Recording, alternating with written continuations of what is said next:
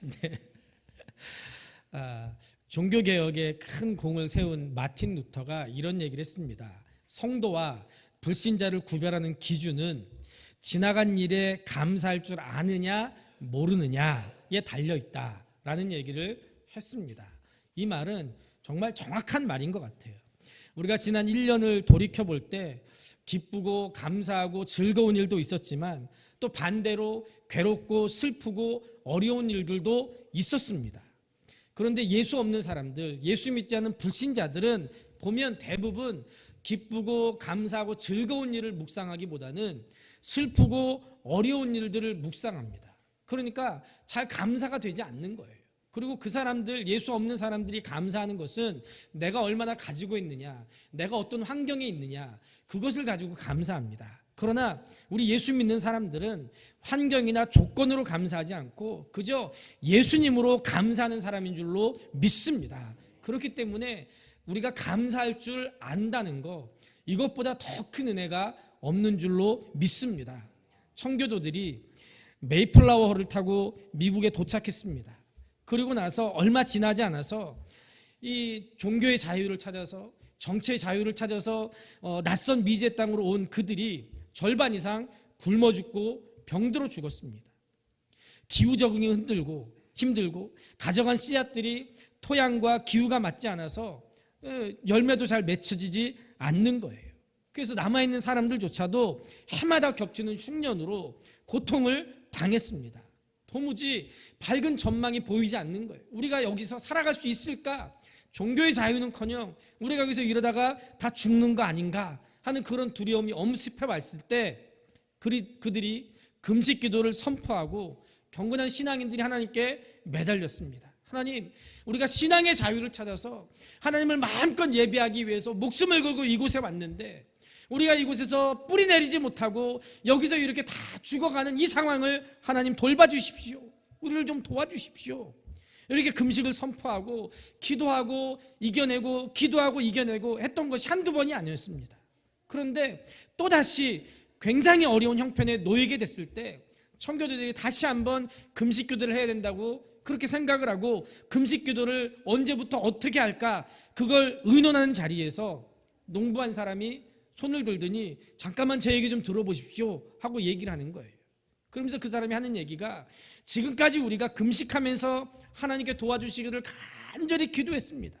그런데 우리가 지금은 생각을 좀 달리 해봅시다. 비록 농사가 흉년이 들고 형제 자매들이 병으로 쓰러져가는 이런 어려움을 겪지만 그래도 이 가운데서도 우리가 하나님 앞에 감사할 것이 있다고 생각이 됩니다. 식량이 풍족하지 않고 여건이 우리가 살던 유럽보다 좋지 않지만 우리에게 신앙의 자유가 있고 정치적인 자유가 있어서 마음껏 하나님을 예배할 수 있게 됐습니다. 그리고 우리 앞에는 광대한 대지가 열려 있습니다. 우리가 지금 이 시점에서는 금식하는 것 대신에 감사 기간을 정해놓고 하나님께 감사드리면 어떻겠습니까? 그 농부가 그렇게 얘기를 했어요.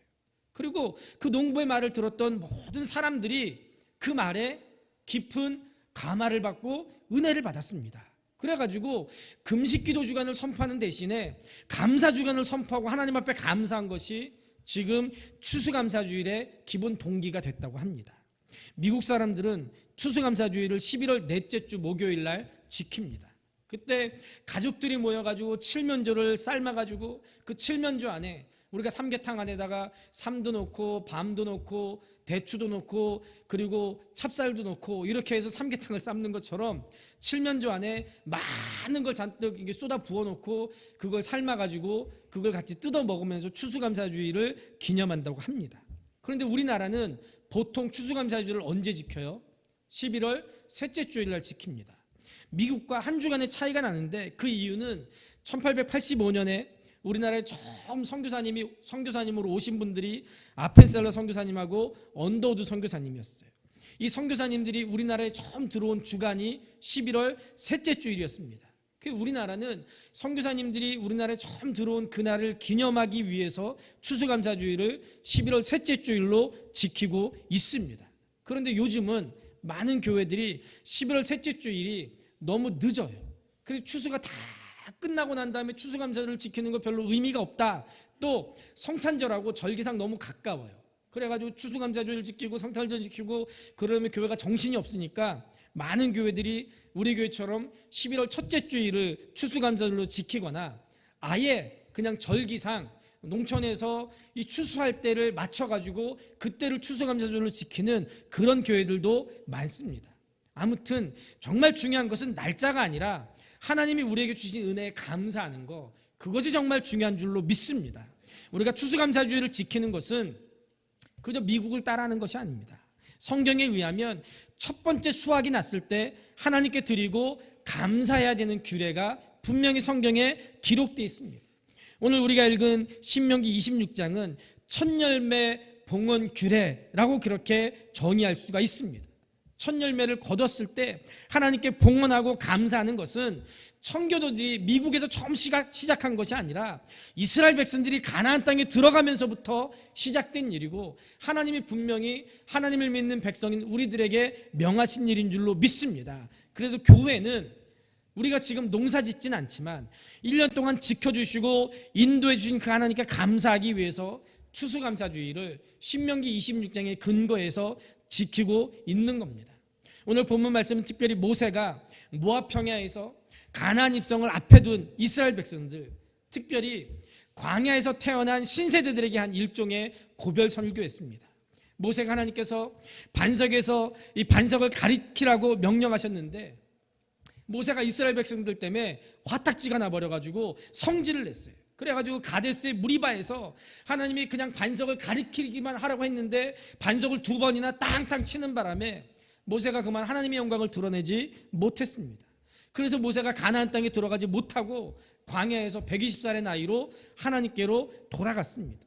이제 여호수아와 갈렙을 제외하고 나머지 모든 이스라엘 백성들은 광야에서 태어난 신세대들이었는데 모세가 이제 광야에서 자기가 죽을 것을 알고 죽기 직전에 가나안 땅에 들어가는 신세대들에게 유언과 같은 그런 말씀을 남기는 거예요. 그러면서 뭐라고 얘기하느냐, 요약해보면 이런 얘기입니다.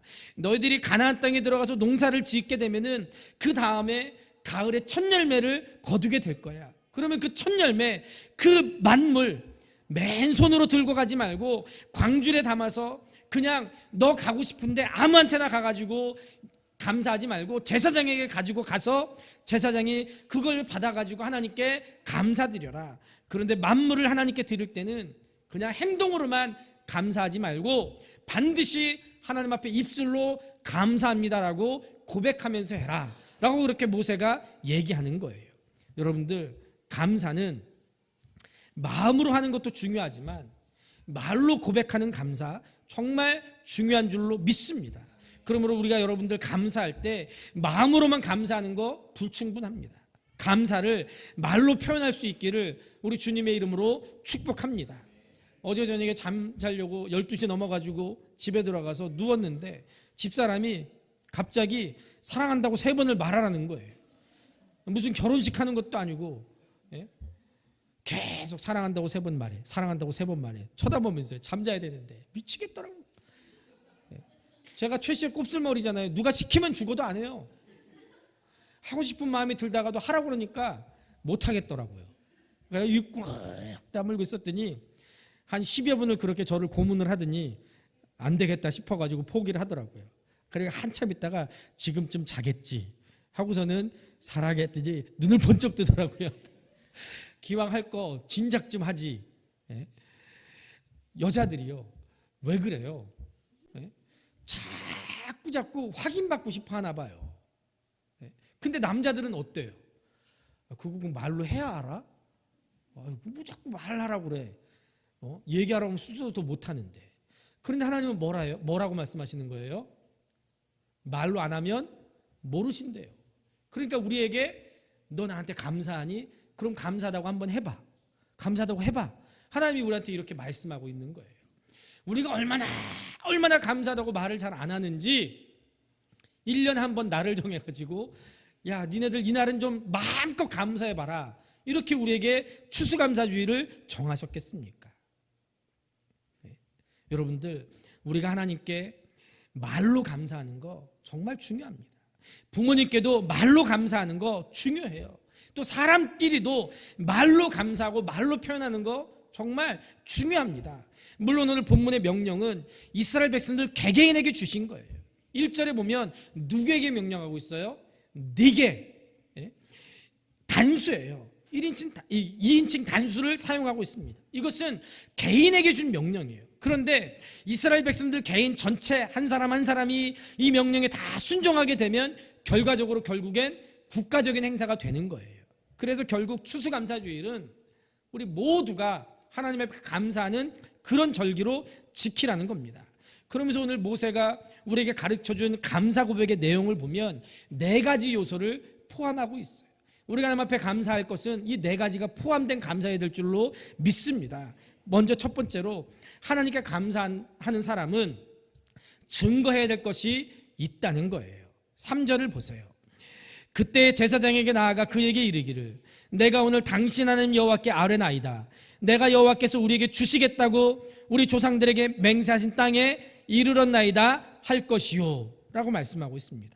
이 말이 무슨 말입니까? 하나님이 우리 조상들에게 말씀하시기를 너에게 가나안 땅을 기업으로 주리라고 약속하고 맹세하셨는데 정말 하나님이 그 약속대로 이루어주셨습니다. 하나님은 약속을 지키시는 신실하신 하나님이십니다. 그 증거가 바로 내가 오늘 하나님 앞에 드리는 이 바구니에 담겨있는 첫 열매입니다 라고 이렇게 증거하라는 거예요. 하나님은 약속을 지키시는 신실하신 분이심을 여러분들 믿으시기를 바랍니다. 이것은 그저 하루 이틀 경험해서 나온 것이 아니고 누구 얘기를 들어서 아는 것이 아니고 성경을 통해 봐서 아는 것이 아니고 수백 년 이스라엘에 지나온 역사 가운데 검증되진 확실한 증거를 입으로 말하라는 거예요.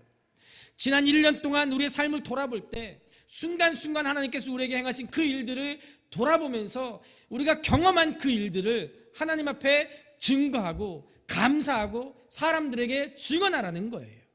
하나님께 감사하는 사람은 하나님은 살아계신 하나님이시고 하나님의 말씀은 진리입니다 라고 증거하는 사람인 줄로 믿습니다. 하나님은 진실한 분이시고 신실하신 분임을 날마다 우리의 삶으로 증거하시는 여러분들 될 수 있기를 우리 주님의 이름으로 축복합니다. 둘째로 하나님께 감사하는 사람은 믿고 의지해야 할 것이 있습니다. 4절을 보십시오. 제사장은 네 손에서 그 광주리를 받아서 네 하나님 여호와의 제단 앞에 놓을 것이며 라고 말씀하고 있어요. 그러면 이스라엘 백성들이 이때 당시 믿고 의지할 사람이 누구예요? 제사장이라는 거예요.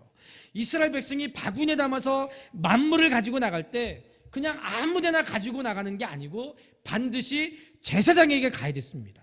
하나님이 정하신 그 사람에게 하나님이 주신 그 만물을 가지고 나가야 되는 거예요. 아무리 여기는 호박, 고구마, 감자, 배, 감, 수박 이런 거를 바구니에 담아가지고 갔더라도 자기가 가고 싶은 대로 가면 그거 아무 소용 없는 거예요. 반드시 제사장에게 가지고 가서 제사장이 그 바구니를 받아서 하나님께 드려야지 유효한 감사가 됐다는 거예요. 감사를 해도 내가 감사하고 싶으면 하고 내가 감사하기 싫으면 마는 거지 감사하는데 이렇게 조건이 많아 이렇게 생각하는 분이 계실지도 모르겠어요. 그런데 그렇지 않습니다. 하나님께 아무나 감사할 수 있는 것이 아니라 반드시 제사장을 통하는 사람만 감사할 수 있습니다. 그래야 하나님이 그 감사를 받으시고 축복하시는 줄로 믿습니다. 여러분들 제사장이 누구예요? 제사장은 하나님과 인간 사이의 중보자입니다. 인간은 다 죄인이에요. 하나님께 나가는 사람들 다 죄인입니다. 하나님, 내가 죄인인데 내 감사를 하나님이 내가 그냥 나가면 안 받으신 줄 내가 압니다. 내가 죄인인데 내 죄를 위해서 이 짐승에게 내 죄값을 옮깁니다. 이렇게 얘기할 때 제사장이 그 죄를 기도해서 짐승에게 옮겨주고 그 짐승을 번제로 태워서 죄사함 받아서 그 사람이 하나님 앞에 기도도 하고 감사도 할 수 있는 그런 사람이 되는 줄로 믿습니다.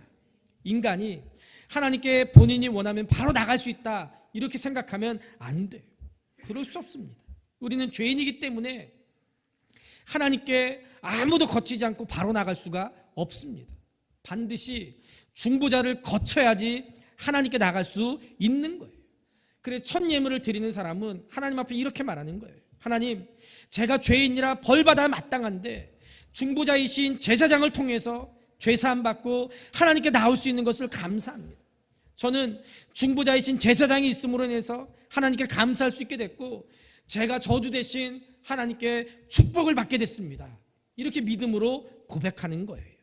지금 제사장 앞에 나와서 감사한다는 것은 이런 고백이 포함된 겁니다. 여러분들 혹시 속으로 이렇게 생각하는 분이 계실지도 모르겠어요. 오늘 최 목사 이상하다.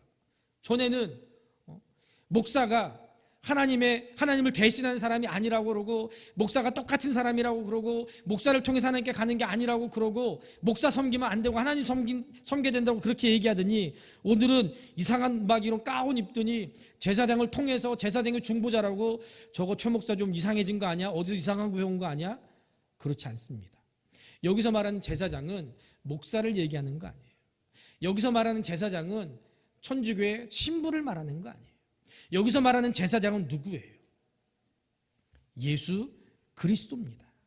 요한복음 14장 6절에 보면 예수께서 이르시되 내가 곧 길이요 진리요 생명이니 나로 말미암지 않고는 아버지께로 올 자가 없느니라 라고 기록되어 있습니다. 디모데전서 2장 5절에도 보면 하나님은 한 분이시요 또 하나님과 사람 사이의 중보자도 한 분이시니 그 사람이신 그리스도 예수다 라고 기록되어 있습니다.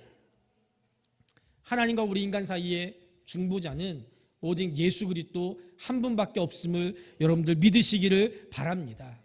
우리나라에 보면 공자님을 존경하는 분들 정말 많습니다.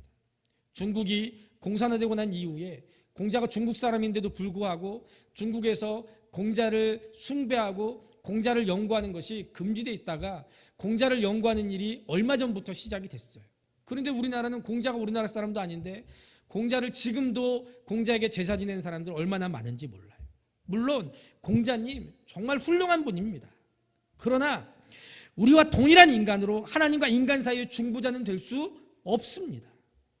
마호메트는 그 당시 아랍 사람들이 다신을 섬겨서 종교가 갈라지고 그 종교 때문에 맨날 치고받고 싸우고 하니까 그게 속상해서 혼자 굴에 들어가서 고민을 하다가 천사로부터 계시를 받아서 코란경을 썼다고 그렇게 전해집니다. 그래서 아랍의 종교를 이슬람교로 통일한 사람입니다. 모슬림들에게는 지금도 성자로 추앙받는 그런 사람이지만, 그 모하메트가 후일에 보면 여러 아내를 들인 일이나 6살짜리인가? 뭐 하여튼 제가 정확하게 기억은 안 나는데 정말 들으면 이게 뭔 짓이 할 만큼 어린아이를 아내로 맞이한 일, 게다가 천사를 통해서 받았다는 그 코란이 점점 시간이 지나면 지날수록 계시가 바뀌는 일, 이런 걸 보면은 마호메트도 하나님과 인간 사이의 중보자는 될 수 없습니다. 석가모니는 어때요? 석가모니도 정말 훌륭한 분입니다. 인간의 생도병사를 고민하고 해탈한 정말 훌륭한 분이에요. 그러나 그 석가모니도 우리와 동일하게 상한 음식을 먹고 탈이 나서 돌아가셨어요. 그리고 우리랑 똑같이, 인간하고 똑같이 아직까지도 깨어나지 못하는 인간이기 때문에 하나님과 사람 사이에 중보자가 되지 못합니다. 그러나 여러분들, 예수님은 다릅니다. 예수님은 십자가에서 못 박혀 죽으셨지만 3일 만에 부활하시고 40일 만에 하나님 보좌 우편으로 올라가신 하나님의 아들이고, 지금도 살아계셔서 하나님 보좌 우편에서 우리 기도를 들으시고 우리를 위해서 중보해 주시는 유일한 중보자이신 줄로 믿습니다. 이것이 진리입니다. 그래서 하나님께 감사하는 우리는 예수 그리스도의 중보로 말미암아서 나는 죄사함 받고 저주 대신 축복을 받게 됐고, 내가 이렇게 하나님께 예물도 드리고 감사할 수 있는 사람이 됐다라는 것을 반드시 믿어야 됩니다. 우리가 축복받는 유일한 이유는 예수 그리스도께서 하나님 앞에 우리를 위해서 중보하시기 때문인 줄로 믿습니다. 그래서 만물을 드리고 감사하는 사람은 제사장을 통해야만 되는 거예요. 우리도 대제사장이신 예수 그리스도를 통해서 하나님께 감사해야 됩니다. 예수 이름 없이 하나님께 감사하는 것은 완전 무효고 헛된 일입니다. 세 번째로, 하나님께 감사하는 사람이 잊지 말아야 될 것이 있다라고 5절에서 9절에서 말씀합니다. 본문 5절과 9절은 잊지 말아야 될 내용이에요. 이것은 단지 생각만 하는 것이 아니라 그렇게 하나님 앞에서 잊지 말고 말하라는 겁니다. 잊지 말아야 될 내용이 여러 가지예요. 우리가 지금은 가나안 땅에 와서 이렇게 농사를 지어서 하나님께 만물을 드리지만 우리 조상들은 아브라함, 이삭, 야곱, 유리아는 이방인들이었습니다. 우리 조상들도 우상 숭배하는 이방 사람들이었는데 하나님께서 택하셔서 이렇게 하나님의 백성 삼아 주셨습니다. 야곱이 12아들을 낳고 가나안 땅에 살고 있었는데 야곱이 70명으로 그 가족이 늘어갈 때 가나안 땅에 기근이 들어와서 야곱과 그 자녀들이 다 굶어 죽을 뻔했던 그런 족속이었습니다. 그런데 하나님께서 요셉을 미리 애굽으로 보내서 애굽의 총리 대신 삼아주시고 그 소수의 사람들을 애굽의 고센 땅으로 인도해서 굶어 죽는 데서 건져주셨습니다. 이걸 잊지 말라는 거예요. 여러분들 국제시장이라는 영화를 보셨습니까? 안 보셨어요? 문화생활 좀 하십시오. 네. 저는 이 국제시장을 주일날 교역자 수련회를 양평으로 갔어요. 성진교회 있을 때. 일진이 먼저 대부분 교역자들이 수련회를 떠나고 저하고 정능고 목사라고 같이 청년부를 했던 분은 둘이 이제 제자 훈련을 하고 정말 지친 몸을 가지고 가기 싫은데 억지로 이제 둘이 양평 수양간으로 차를 운전해서 갔어요. 그랬더니 양평에 극장이 딱 하나 있는데요. 양평 극장으로 오라고 하더라고요. 그래서 수련회 간다니 영화를 봐. 투덜대면서 양평 극장으로 갔는데 그때 본 영화가 국제시장이었어요. 뭐 선택의 여지가 없었어요. 네, 극장 딸랑 하나 그리고 하는 영화 딸랑 하나 국제시장. 국제시장을 봤어요. 그런데요, 그 국제시장을 보는데 얼마나 은혜가 됐는지요. 1.4 후퇴 때부터 시작된 영화가 우리나라의 근현대사를 다 훑어가면서 조명하는 거예요. 네. 그런데 그 영화를 보는 내내 돌아가신 아버지가 생각나가지고 얼마나 은혜가 됐는지 몰라요. 영화 보다가 은혜 받아본 적은 또 처음이었어요. 그래서 막 창피해가지고 눈물을 막 몰래 숨어가지고 막 닦고 있는데 보니까 전부 다 훌쩍하고 있더라고요. 전부 다 울고 있더라고요. 그래가지고 집으로 오자마자 아내하고 애들 데리고 바로 극장에 가가지고 국제시장을 또 봤는데 이번에 애들이 있으니까 울지 말아야지 했는데 웬걸요 또 봐도 눈물이 나더라고요. 왜 그랬을까요? 저희 아버지가 1.4 후퇴 때 남한으로 피난 오신 분이에요. 저희 아버지가 살아왔던 삶하고 너무 똑같은 거예요. 아마 저희 아버지가 살아계셔서 국제시장을 보셨더라면 그날 쉴 새 없이 근현대사 강의를 하셨을 거예요. 그래가지고 그날 저하고 우리 집사람 우리 애들은 아버지한테 붙잡혀가지고 밤새 고문 아닌 고문을 당했을 거예요. 우리나라가 이랬는데 니네가 감사하지 못하고 뭐 이랬는데 아버지가 이렇게 고생해서 니네 키워놨는데 어쩌고 저쩌고. 그런데 아무튼 우리 부모 세대의 삶이 투영돼서 그런지 정말 인상 깊은 영화였어요. 그때 당시 어땠습니까? 대학을 나와도 일할 곳이 없어서 독일의 광부로 간호사로 가서 일했어요. 지금 우리나라에 와서 일하는 외국인 노동자들 얘기 들어보니까요, 그 나라에서는 엘리트들이더라고요. 그런데 그 나라에 일할 게 없으니까 우리나라에 와서 허드렛 일을 하면서도 그게 기쁘고 감사하다는 거예요. 우리나라가 불과 우리 아버지 세대 때 그랬더라고요. 그리고 그 돈으로 나라를 일으켰어요. 나라에 힘이 없어서 미국이 베트남 전하는데 니네 군인 좀 보내 하니까 우리나라가 어쩔 수 없이 군인 보낼 수밖에 없었어요. 군대에 간 우리 아버지 삼촌들이 목숨값으로 산업을 일으켰어요. 우리 대한민국이 이랬던 나라예요. 그런데 지금은 이렇게 잘 살고 교회가 부흥되고 하나님의 백성이 많아진 그런 나라가 됐다는 사실 우리가 잊지 말아야 됩니다. 목사기 때문에 청년들과 선교제를 자주 다녀왔어요. 선교제를 갈 때마다 우리 민족이 얼마나 하나님께 복받은 민족인지 감사하게 돼요. 선교지에 그 사람들이 우리나라를 얼마나 동경하는지 몰라요. 청년들이 선교지 한번 다녀오면 그저 감사할 것밖에 없다고 그렇게 고백해요. 불평하다가도 선교지 한번 갔다 오면 사람이 바뀌어요.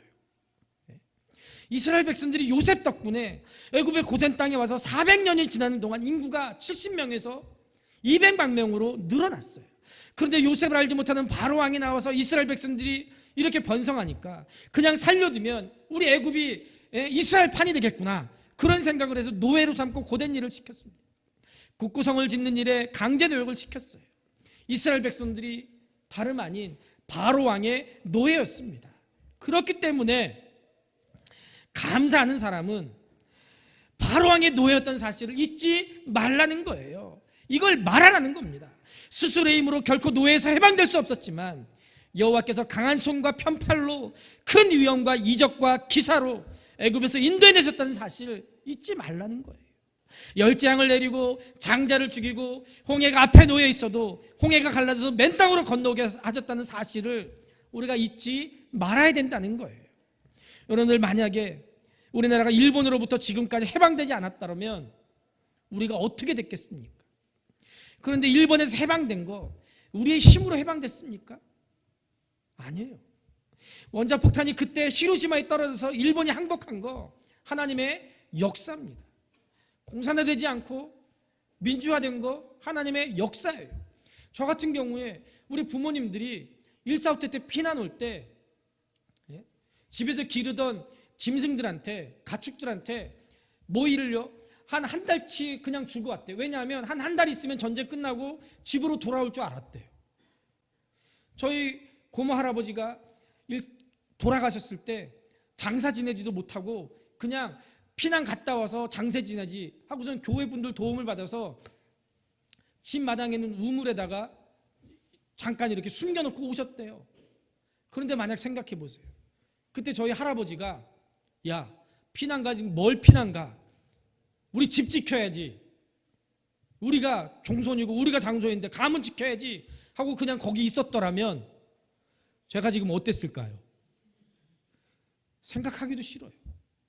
모든 게 다 감사한 일이에요. 모든 게 다 감사한 일이에요. 감사하는 사람은 하나님께서 우리를 이렇게 건져주셨다는 거 기억하라는 거예요.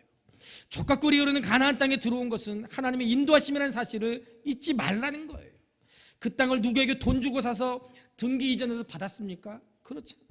하나님께 가나안 7족속을 쫓아내시고 그 땅을 이스라엘 백성들에게 주신 거예요. 감사하는 이스라엘 백성들, 그거 잊지 말라는 거예요. 에베소서 2장 3절에서 5절부터 이렇게 말씀합니다. 전에는 우리가 다 그 가운데서 우리 육체의 욕심을 따라 지내며 육체와 마음에 원하는 것을 하여 다른 이들과 같이 본질상 진노의 자녀이었더니 긍휼이 풍성하신 하나님이 우리를 사랑하신 그 큰 사랑을 인하여 허물로 죽은 우리를 그리스도와 함께 살리셨고 너희는 은혜로 구원을 받은 것이라. 아멘. 여러분, 이런 사실을 영적으로 해석해 놨어요. 우리가 지금은 하나님의 자녀돼서 감사하지만 전에는 어땠다고요? 마귀가 시키는 대로 하는 마귀의 종, 마귀의 자녀였다는 거예요.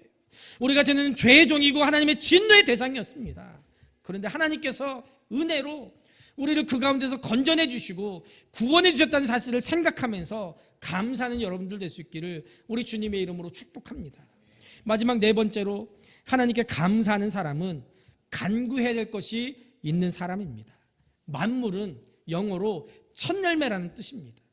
첫 열매를 하나님께 드리면서 감사하는 사람은 간구하는 거예요. 하나님, 첫 열매를 거뒀는데 이 첫 열매 하나님께 드리니 마지막 끝 열매를 거둘 때까지 비바람을 불지 않게 해주시고 설이 내지 않게 해주시고 폭풍우 불지 않게 해주셔서 마지막 추수 때까지 하나님 지키시고 보호하시고 인도해 주시옵소서 간구하는 거예요.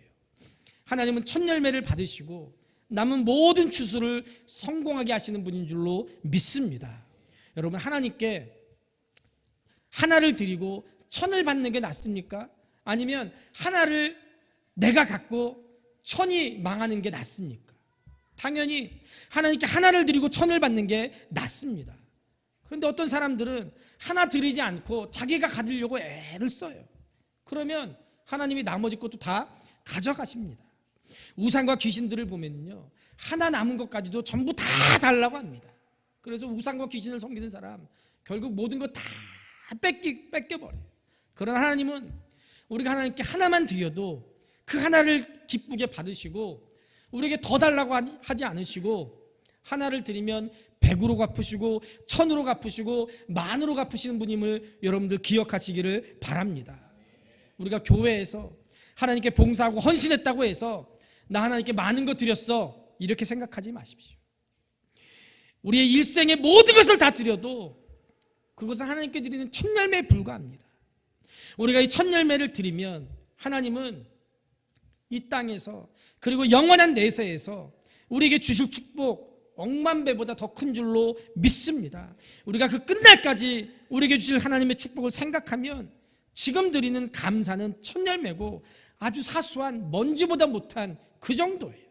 그럼에도 불구하고 하나님은 그것을 기뻐 받으시는 줄로 믿습니다. 우리 다니엘 기도회 둘째 날 이한영 교수님 그 누님 얘기를 들으셨죠. 암에 걸려서 암이 온몸으로 퍼졌는데도 의사들이 아기 때문에 아기가 척추를 아픈 거라고, 그래서 기도해서 생긴 아이라고 그 아이 안 지으려고 누님이 애를 쓰다가 결국에는 손을 쓸 수 없는 상태가 됐어요. 마약을 진통제로 맞아도 그 고통을 감내하지 못해서 결국에는 의사들하고 가족들이 마약 주사를 놓고 그리고 수면제로 이 누님을 죽을 때까지 재우자, 그 고통이라도 덜해주자 했는데 그 수면 마취하는 그날 이한영 교수님이 먼저 그 수술실에 중환자실에 들어갔는데 하나님께 환상을 보게 해주셔서 이한영 교수님이 하나님 이 우리 누님 살려주시면 내가 목사가 되겠습니다. 의사였는데 그렇게 기도하게 하시고, 그리고 이제 마취과 의사가 마취하려고 하는 그 순간에 누님이 배고파 하고 깨어나게 하셨대요. 그리고 그로부터 27년을 사셨대요. 그러면서 27년 동안 그 고통 가운데서도 한 주도 빠짐없이 매형하고 둘이서 교회 화장실 가서 항상 화장실을 깔끔하게 한 주도 빠짐없이 청소하셨어요. 그런 분들에 비하면 우리가 하는 일들 어디다 내세울 게 뭐가 있겠어요? 아니, 그런 분들조차도 우리에게 생명을 주신 예수 그리스도의 그 십자가의 은혜를 생각한다면 우리가 하나님 앞에 하나님 나 하나님께 이거 드렸습니다 할 만한 거 뭐가 있겠습니까? 뭐가 있겠어요? 저도 고통이라면 많이 당해본 사람이에요. 그냥 생뼈가 막 돌아가요. 그 아픔은요 뭘로 표현할 수 없어요. 그런데 그 간증을 들어보니까 제가 아팠던 건요 별거 아니더라고요. 뼈가 막 이렇게 그냥 돌아가요. 조금씩 조금씩. 얼마나 아팠는지 몰라요. 그런데 저는 그래도 진통제 먹고 그러면 참을만 했거든요. 그런 상황에서도 하나님께 감사하는 사람, 그게 진짜 하나님이 원하시는 사람 아닙니까? 그게 정말 하나님이 원하시는 감사 아닙니까? 여러분, 감사하는 마음을 가지세요. 감사하면 하나님께서 우리에게 더 많은 감사의 조건을 주실 줄로 믿습니다. 감사가 너무 적으면 하나님께서 복을 주시려고 해도 주실 수가 없습니다. 미국에서 모자에 제라늄 꽃을 꽂고 행복하게 살아라 라는 책이 베스트셀러가 된 적이 있습니다. 이 책의 저자는 바바라 존슨이라는 사람인데요, 이분은 남편하고 4명의 아들을 둔 평범한 주부였습니다. 4명의 아들을 둔 분은 평범한 주부라고 말할 수는 없을 거예요. 아들을 어떻게 4명이나 키웠을까요? 그런데 어느 날 이 가정에 문제가 한꺼번에 불어닥치기 시작합니다. 일하고 귀가하던 남편이 교통사고를 당해서 식물인간이 됐어요. 설상가상으로 첫째 아들 트럭 음주운전자에 의해서 목숨을 잃었어요. 둘째 아들은 동성애에 빠져서 집을 나가버렸습니다. 셋째 아들은 베트남 전쟁에 파견됐는데 18살의 어린 나이에 전사했어요. 연속되는 불행으로 인해서 이 바바라 존스가 하나님, 나한테는 왜 이렇게 불행만 다가옵니까? 하나님께 반문하면서 하나님을 원망하고 야속한 세상과 자신의 처지를 비관하면서 살았어요. 그렇게 비참한 심정으로 지내던 어느 날 이래서는 안 되겠더래요. 왜요? 아들 하나 남았잖아요. 그래서 마음을 추스리고 내가 이렇게 살아서는 안 되지, 더 이상 비관적으로 살아서는 안 돼, 이제부터는 긍정적으로 삶을 살자 결심을 했어요. 그리고 그때부터 다시 하나님께 나갔습니다. 하나님, 남은 생을 내가 하나님께 다 맡기겠습니다. 하나님 감사합니다. 이렇게 기도를 드렸대요. 여러분, 남편이 교통사고 당해서 식물인간 됐어요. 큰아들 교통사고 당해서 음주운전자에 의해서 죽었어요. 둘째 아들 동성애에 빠져 집을 나가서 살았는지 죽었는지 몰라요. 셋째 아들 18살의 나이에 베트남전에 나가서 전사했습니다. 이런 상황에서 감사할 게 뭐가 있겠습니까? 그런데도 이 바바라 존스 그녀는 하나님께 감사하고 또 감사했어요. 시간이 나는 대로 교회 가서 감사했습니다. 그런데 놀랍게도 감사가 기적을 가져오는 거예요. 감사하기 시작하니까 식물인간이었던 남편이 다시 일어났습니다. 그 후에 하나님의 은혜에 더 감사해서 하나님께 내게 생명을 주셨으니 나도 뭔가 좋은 일을 해야 되겠다라고 결심하고 자기보다 더 불행한 사람들을 찾아 나서기 시작했어요. 이때 당시 미국에는 베트남 전쟁에서 전사한 병사들의 숫자가 50만 명이 넘었답니다. 아들을 전쟁에서 잃은 부모의 심정이 어땠겠습니까? 자기도 그런 심정이 있으니까 그런 슬픔에 찬 사람들을 찾아다니면서 아들 죽었다고 낙심하지 마십시다. 국가를 위해서 큰 일을 한 겁니다. 위로하기 시작했어요. 교통사고로 자식을 잃은 부모들에게 편지를 쓰고 전화로 위로했어요. 그들을 함께 모아가지고 기도하고 그들을 위한 세미나도 개최했습니다. 뿐만 아니라 이런 사람들을 돕는 그룹도 만들고 선교회도 조직했어요. 그러다 보니까 이 사람이 여성계의 유명한 지도자가 돼서 나중에는 재난을 간 사람들에게 위로하고 용기와 희망을 주는 엄청난 영향력을 가진 사람이 됐습니다. 그리고 훗날 동성애로 집을 나갔던 둘째 아들이 동성애를 버리고 집으로 돌아오게 됐고 남은 생을 보람있게 사는 큰 복까지도 받았습니다. 만약에 그녀가 절망하고 낙심하고 밤낮 원망과 불평 속에 살았더라면 비참하게 그냥 삶을 마감하고 말았을 거예요.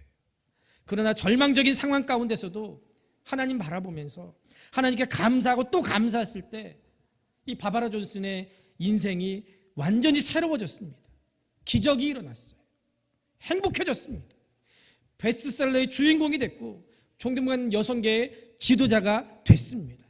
여러분들, 우리가 어떤 상황에 있든지 낙심하거나 절망하지 마시고 감사할 수 있기를 주님의 이름으로 축복합니다. 우리가 믿음으로 찬양하며 감사하면 병마가 물러갑니다. 질과 우환이 물러가고 축복의 문이 열리게 되는 줄로 믿습니다. 우리가 늘 하나님 앞에 찬양하며 감사할 때 받는 복이 많지만 그 중에 가장 큰 복은 믿음 없는 사람이 감사하면 믿음이 생기고 믿음이 죽어있던 사람 감사하면 믿음이 살아나고 믿음이 약한 사람 감사하면 믿음이 커지고 강해지는 복을 받게 되는 줄로 믿습니다. 스펄전 목사님은 별빛을 보고 감사하는 사람에게 달빛을 주신다. 달빛을 보고 감사하는 사람에게 햇빛을 주신다. 햇빛을 보고 감사하는 사람에게 해와 달이 필요 없는 영원한 빛을 주신다라고 얘기했습니다. 하나님께서 구원해 주신 것 감사하고 축복해 주신 것 감사하십시오. 내게 주신 조그만 거 그거 하나 감사하면 하나님이 내게 더 큰 거, 더 많은 것을 주시는 줄로 믿습니다. 그거 하나님께 주신 거 감사해서 하나님께 그거 감사하면 하나님이 더 많은 거, 더 큰 거 주십니다. 이거 감사하면 하나님이 그 다음에는 더 많은 거, 더 큰 걸 우리에게 주십니다. 그리고 그 다음부터는 하나님께서 우리에게 복과 은혜를 쏟아 부어주셔서 우리가 감사밖에 할 수 없는 인생으로 우리 삶을 변화시켜 주실 줄로 믿습니다. 하나님께 감사하고 사람에게도 감사해서 불평과 원망은 사라지고 마음속에 하나님 주신 영원한 감사가 쏟아 넘치는 여러분들 될 수 있기를 우리 주님의 이름으로 축복합니다.